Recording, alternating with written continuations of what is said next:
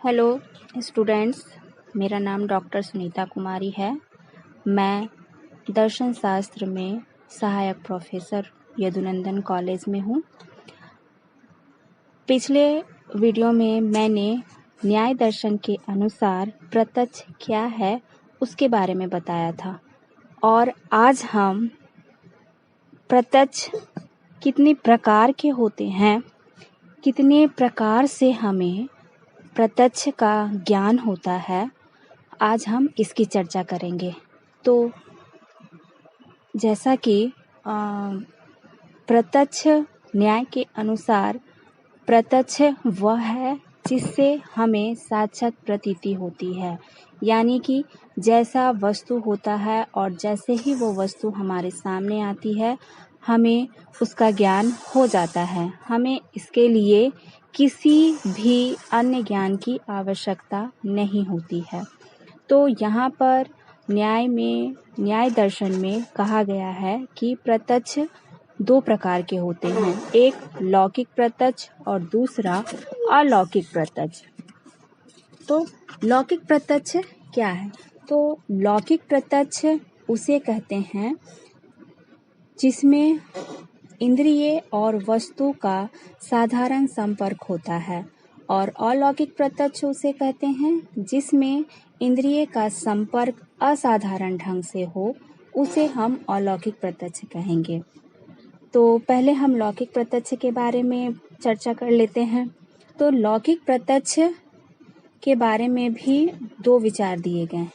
पहले विचार के अनुसार लौकिक प्रत्यक्ष दो प्रकार का है, एक बाह्य प्रत्यक्ष और दूसरा मानस प्रत्यक्ष।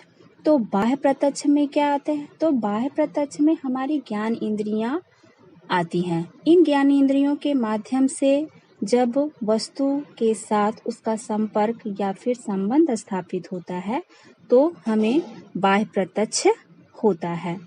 ये पंच ज्ञान इंद्रियां हैं, आँख, कान, नाक, जीभ और त्वचा।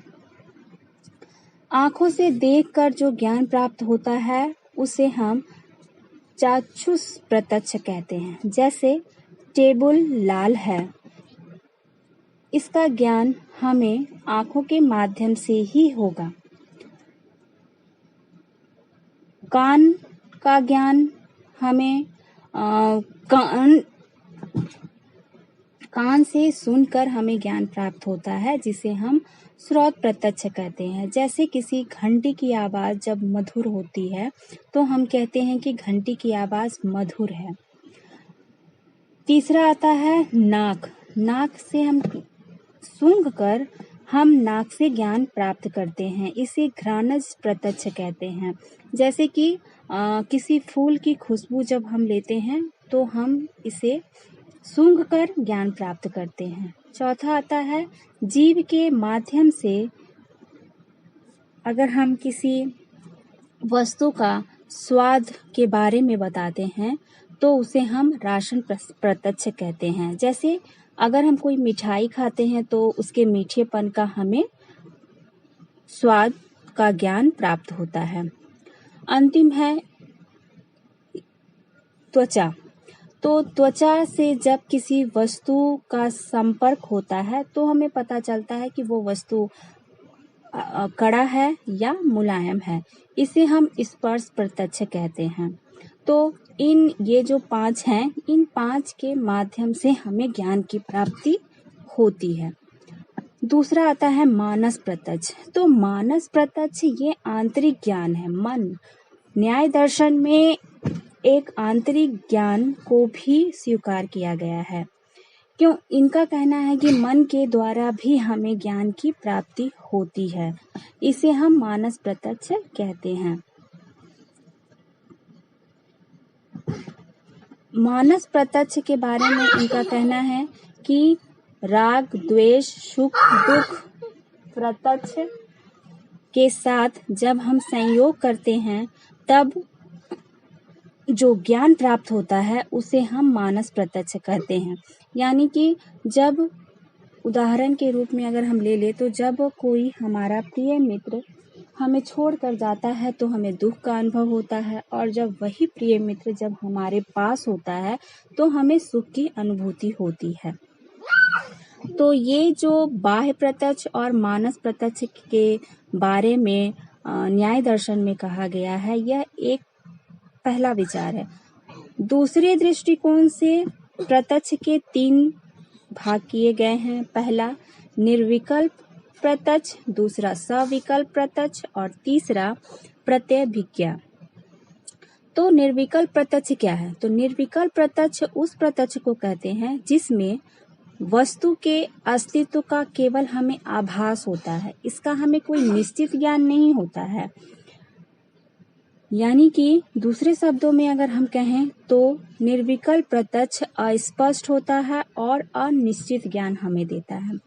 जैसे कि अगर हम पढ़ रहे हैं, एक रूम में बैठ के टेबल और कुर्सी पे बैठ के पढ़ रहे हैं, तो हमें तो कोई कमरे में आता है तो हमें ऐसा प्रतीत होता है कि कोई कमरे में आया था, लेकिन कौन कमरे में आया था यह हमें ज्ञात नहीं होता है। वहीं इसके विपरीत जो सविकल्प प्रत्यक्ष है, यह स्पष्ट और निश्चित ज्ञान देता है। जैसे अगर कोई कमरे में आता है और हम देखते हैं कि हाँ मेरा भाई कमरे में आया है, तो हमें पता होता है कि हाँ मेरे भाई कमरे में आए हैं। तो यहाँ क्या हुआ, हमें स्पष्ट ज्ञान प्राप्त हुआ। तीसरा आता है प्रत्यभिज्ञा। प्रत्यभिज्ञा का अर्थ होता है पहचानना, यानी कि हम किसी वस्तु को पहचान रहे हैं और पहचान कर हम उसका ज्ञान प्राप्त कर रहे हैं। तो इसमें एग्जाम्पल के रूप में ये बोला जा सकता है कि अगर हम मान लीजिए कि हम किसी ऐसे व्यक्ति से 2 साल पहले मिले और आज हम मिल रहे हैं, तो हम एक प्रकार से प्रतिभिज्ञा के द्वारा प्रत्यक्ष ज्ञान प्राप्त करते हैं। इसमें ये कहते हैं हाँ अरे ये तो वही व्यक्ति है जिसको मैंने पहले 2 साल सिनेमा हॉल में देखा था, यानी कि ये प्रत्यक्ष प्रत्यभिज्ञा ज्ञान होगा। तो ये हमारा हो गया लौकिक ज्ञान।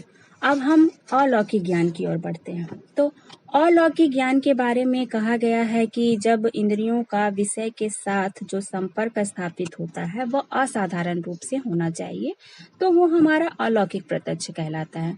अलौकिक प्रत्यक्ष 3 प्रकार के माने गए हैं। पहला सामान्य लक्षण, दूसरा ज्ञान लक्षण और तीसरा योगज।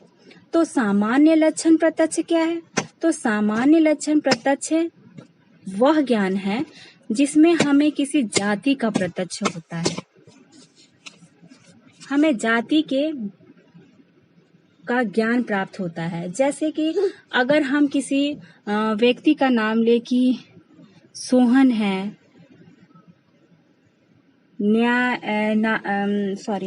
सोहन है, मोहन है, यदु है, ये क्या है? ये सभी व्यक्ति हैं। अगर हम इनमें से किसी एक व्यक्ति का नाम ले तो हमें उसके मनुष्य होने के जाति का बोध होगा। यहाँ पर अगर हम राम कहते हैं तो राम शब्द से मतलब राम का नाम लेने से ही हमें उसके मनुष्यत्व का प्रत्यक्षीकरण होगा, यानी कि हमें मनुष्य होने का उसका ज्ञान होगा। अगर हम कोयल बोले तो कोयल कहने का अर्थ होता है कि हम उसके पशुत्व यानी कि पशु जाति के बारे में उसका बोध करवा रहे हैं। अब दूसरा आता है ज्ञान लक्षण प्रत्यक्ष। तो ज्ञान लक्षण प्रत्यक्ष क्या है? तो ज्ञान लक्षण प्रत्यक्ष उसे कहते हैं कि जब एक इंद्रियों से हमें दूसरी इंद्रियों के विषय का ज्ञान होना संभव हो जाता है। मतलब कि एक ही इंद्रियां हैं लेकिन हमें दूसरी इंद्रियों के बारे में भी ज्ञान प्राप्त हो जाता है, तो वो हमारा ज्ञान लक्षण प्रत्यक्ष अलौकिक प्रत्यक्ष के रूप में आ जाता है। कैसे? अब जैसे उदाहरण ले लें कि रसगुल्ले को देखकर अगर मुंह में पानी आता है तो यह ज्ञान लक्षण प्रत्यक्ष होगा। क्यों? क्योंकि हम आँखों यानी कि आँख की जो इंद्रियों के माध्यम से हमें ज्ञान प्राप्त हो रहा है, लेकिन जीभ जो दूसरी इंद्रियां हैं उसमें भी पानी आ जा रहा है। यानी कि रसगुल्ले को देखकर हमें यह अनुभव हो जाता है कि ये मिठाई कितनी स्वादिष्ट होगी। ठीक है, तो कहने का अर्थ है कि एक इंद्रियों के माध्यम से हमें दूसरी इंद्रियों का भी जब ज्ञान प्राप्त हो जाता है तो वह ज्ञान लक्षण प्रत्यक्ष कहलाता है।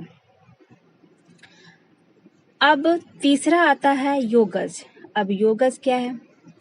तो योगज को साधारण प्रत्यक्ष नहीं माना गया, इसे असाधारण प्रत्यक्ष के रूप में अलौकिक प्रत्यक्ष में डाला गया। इसमें यह कहा गया है कि हम दूर और सूक्ष्म विषयों को नहीं देख पाते हैं, दूर की आवाज को भी नहीं सुन पाते हैं, दूर में रखे हुए विषयों को या किसी वस्तु को अगर हम खाना चाहें, चखना चाहें, छूना चाहें तो वो भी हम नहीं कर सकते।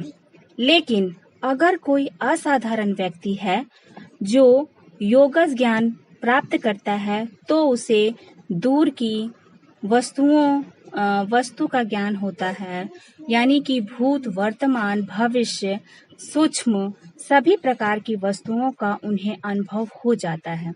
तो ये जो ज्ञान प्राप्त उन्हें होता है तो ये कोई